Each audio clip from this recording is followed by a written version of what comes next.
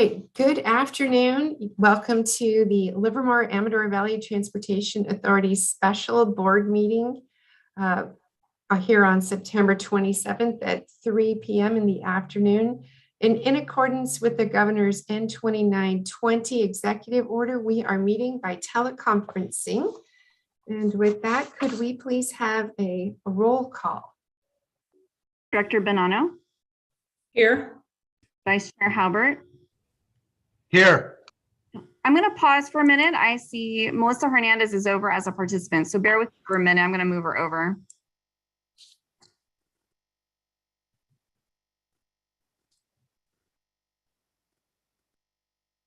There we go. Okay, Director Hernandez. Here. Director Josie. Here. Director Kick. Here. Director Narum. Here. Chair Brown. Here. We have a quorum. Terrific. So the next portion of our meeting is meeting open to the public. These are for items that are not listed on the agenda, but have to do with the Wheels LAVTA purview and responsibility. Do we have anybody wishing to speak on items open to the public? So I don't see any attendees in this meeting, and I did not receive any comments via email today. Okay, thank you. I'll close the public hearing and we'll move on to agenda item 4, which is the potential purchase of 16 new 40-foot diesel electric hybrid replacement buses. Could we have a staff report, please? Yes, thank you, Chair Brown. Before you today is Resolution 30-2021, which staff is recommending you approve to authorize the Executive Director to execute documents in a form approved by legal counsel to purchase 16 new 40-foot diesel electric hybrid replacement buses. And this would be in accordance with LAVTA's 2021 Capital Improvement Program. LAVTA's fleet has 66 buses currently that we use to operate service. As those buses age, we retire them to keep our fleet in a state of good repair and continue to provide reliable service on the streets for our customers. In accordance with the 2021 Capital Improvement Program, a total of 16 of those buses are ready to be retired now from the model years of 2007 and 2009. There is more detail in the staff report about that retirement schedule, but given that planning process, we secured funding from the Federal Transit Administration earlier this year to support the replacement of those 16 buses. And per regional policy set by the Metropolitan Transportation Commission, they will provide up to 80% in federal funding for vehicle replacements up to a certain price ceiling that's kind of set by regional survey.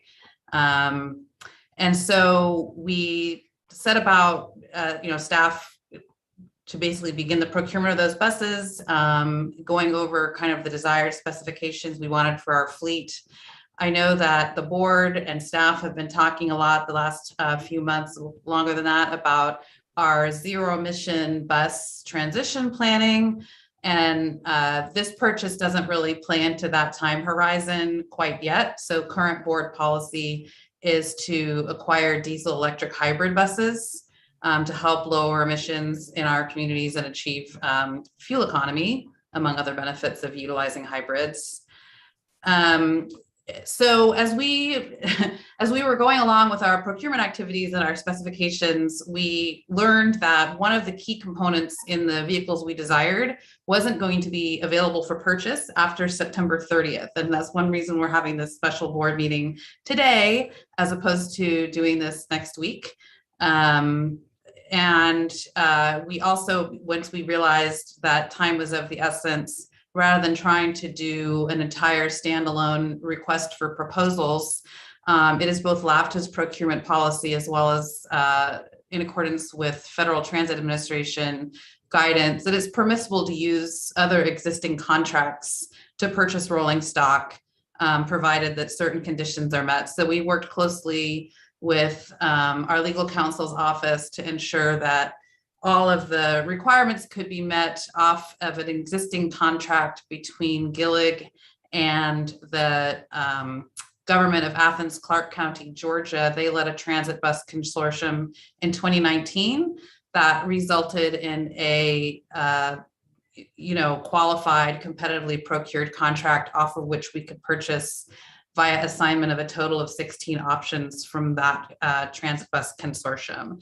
So we have been working through all that and are now ready to request the board authorize we purchase the buses.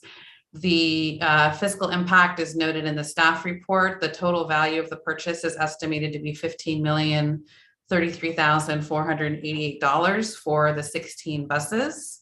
And it's expected that they would, once ordered, be delivered within 12 months. So they won't be delivered in this fiscal year, probably the next one. But in general, we have the funding budgeted in the current fiscal year. And then for anything on top of what would be required on delivery, we would go back into the capital improvement program and probably add additional TDA funds as needed.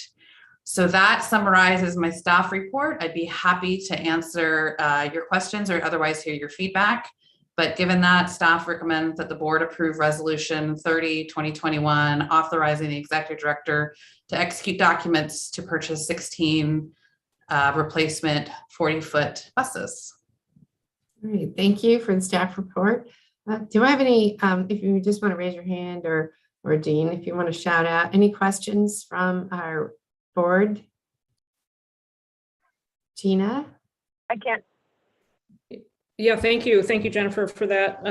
Good job. Sounds like this is a really clever way, well, not so clever, but a really smart way within our bounds, legal bounds, to get these buses ordered. So I'm curious about what the certain key component that we're not going to get in the, if we didn't piggyback on this contract is. And I assume that this is not the last big procurement of new buses before we do the zero emission transition. So will we have this issue again with the equipment we'd like to have on our fleet going forward before we make that transition?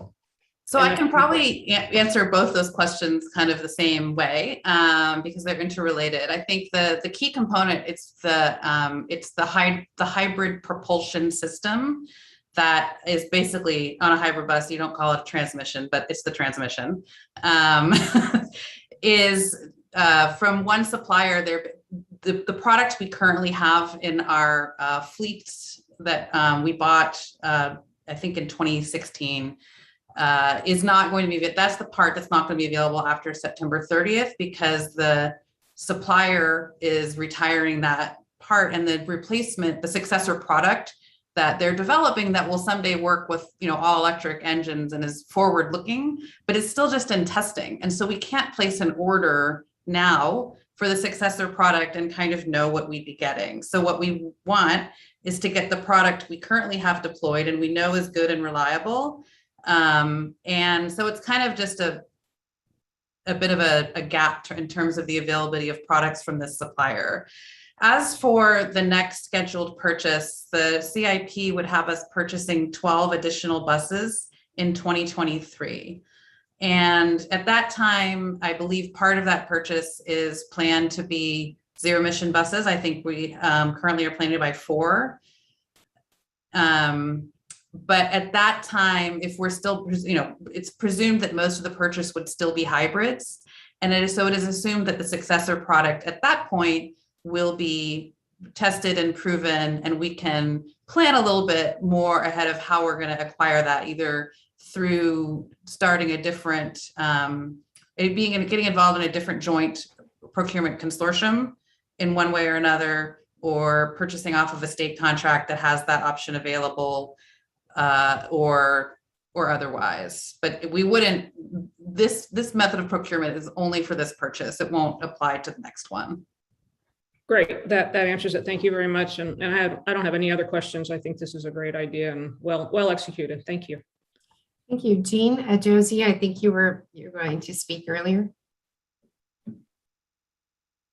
That was actually my same question. Brilliant minds think alike. Any other questions? Kathy, Melissa, David, Brittany? Okay. All right. Just to double check, do we have any public comment on this? There's nobody in attendance at the meeting still. And again, didn't have any public comments via email. Right, and I guess we have nobody then from Gillig either, so that's fine. These are the buses that I was referring to in the last board meeting that if staff could recall, should this project be approved, a few of us, me included, would love a tour of the actual buses that we're procuring sometime in the manufacturing process. Okay, so with that, I will close the public hearing and bring it back to the commissioners. Do we have anybody that would like to make a motion for the approval of these 16 buses?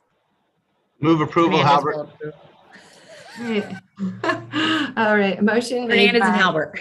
Halbert and then seconded by Hernandez. Could we get a roll call vote, please? Director Bonanno, Aye. Vice Chair Halbert, Aye. Director Hernandez, Aye. Director Josie, Aye. Director Kick, Aye. Director Nara, Aye. Chair Brown. Aye. Motion passes. Terrific. All right. That's the exact purpose of our meeting today. So thank you. We do have matters initiated by board members since this is a special board meeting. Seeing no hands. The next meeting date is scheduled for a traditional board meeting, and that is October 4th. This meeting is adjourned.